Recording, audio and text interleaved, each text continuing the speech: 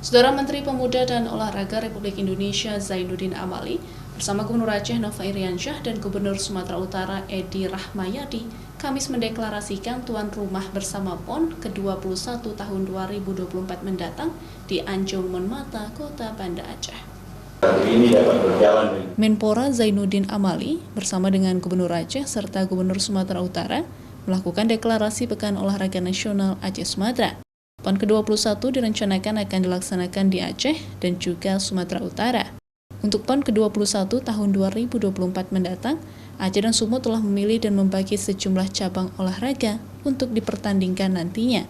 Aceh sendiri mendapatkan 33 cabang olahraga dan Sumut mendapatkan 34 cabang olahraga yang akan dipertandingkan nantinya.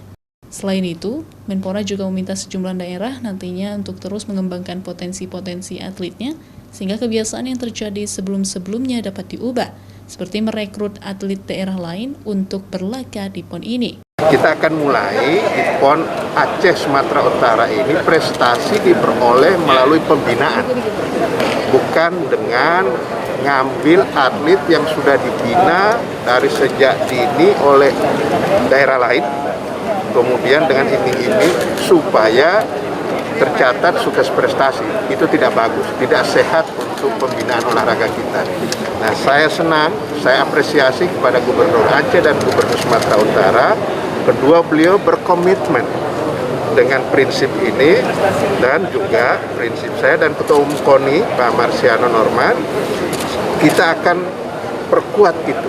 Pemerintah Aceh sendiri terus mempersiapkan berbagai hal untuk menyambut PON ke-21 yang akan berlangsung pada tahun 2024 nantinya.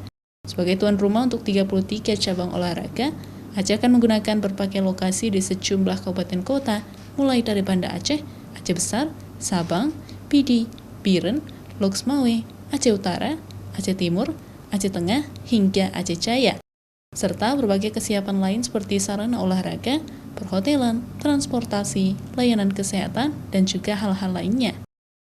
Syahril, Kompas TV, Banda Aceh.